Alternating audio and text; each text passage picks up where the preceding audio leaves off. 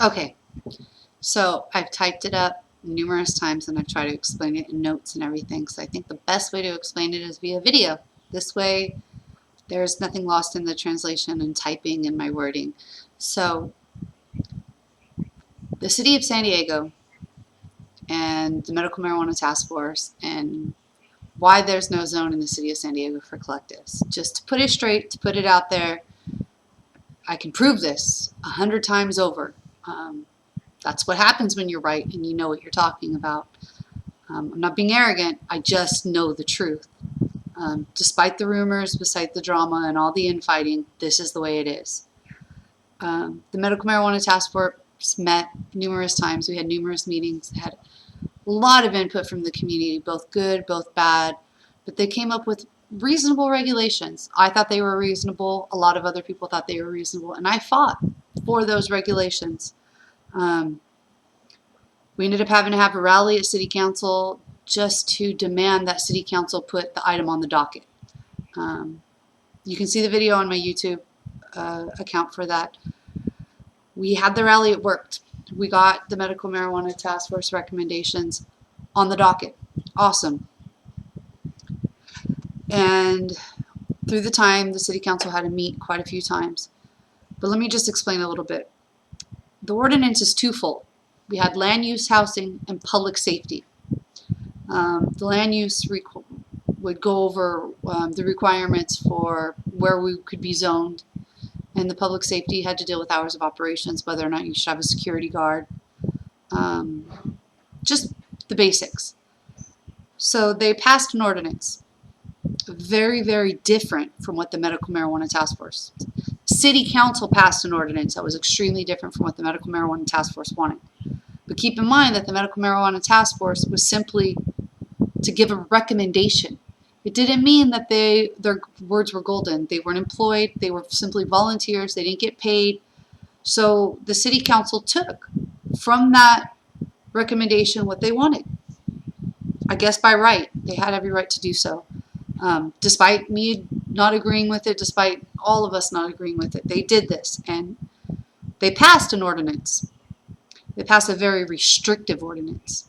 So we had wanted quite a few zones, but they only ended up giving us 2 zones in the city of San Diego. They gave us 3 zones. One of the zones doesn't exist. On paper it exists, but that zone is nowhere in the city of San Diego. So it left us 2 zones. Both very restrictive, both industrial areas, but they gave us 2 zones. We could legally operate. We got our foot in the door. And it passed.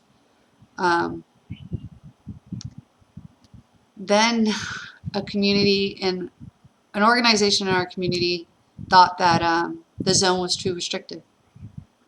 And they put forth a referendum, which they have every right to do so. Unfortunately, I don't think they thought this all the way through, because the referendum would repeal the ordinance that the City Council put forth, but they only repealed the land use zone ordinance. Meaning, if you go to the City Council and you look at the San Diego Muni Code, the public safety ordinance still exists. It says a collective can operate from this time to this time and all this good stuff. But you can't get a zone because this referendum passed, which what it did was took away all zones, left us with 0 zones. So you tell me what's better, 2 zones or no zones? And so what they ended up doing, it passed. The referendum passed. They got enough signatures, but they only repealed one part. I'm thinking their logic was, we're going to get an ordinance in, we're going to get a new initiative in November. But till then,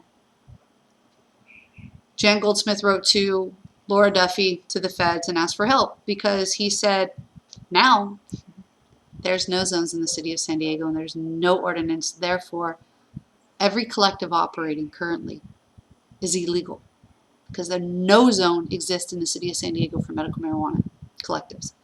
No zones. Every single collective operating is illegal in the city of San Diego. Therefore, remember, as a patient, as you walking into there, that club gets raided, you can be part of that raid. You will be subject to arrest. So just be careful, use due diligence, and just remember that all clubs are illegal. So Jan Goldsmith is doing something a little more creative. He's suing the medical marijuana collectives because you're breaking the San Diego Muni Code now because no zone exists. So everybody says, oh, the referendum went through. It was awesome. It was rad. But can you tell me where it left us? Okay, I got a letter from Jan Goldsmith, cease and desist. I got a letter from Laura Duffy, cease and desist.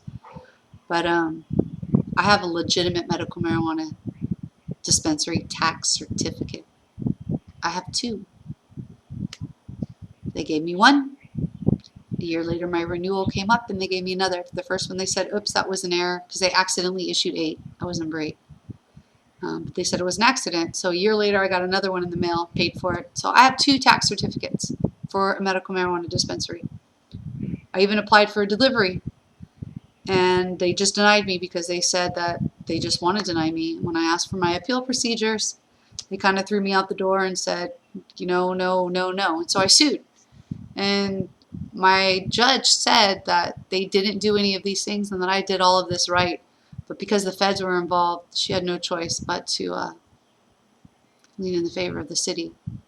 So I'm telling you, as a legitimate non-profit organization in the city of San Diego, there is no zones for medical marijuana dispensary collectives, clubs, nothing. You can't even deliver legally in the city of San Diego.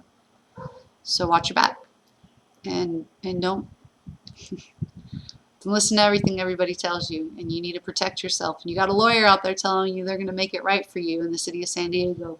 Your lawyer's not a good person. They're just after your money, and you might want to be wary, weigh on the side of caution.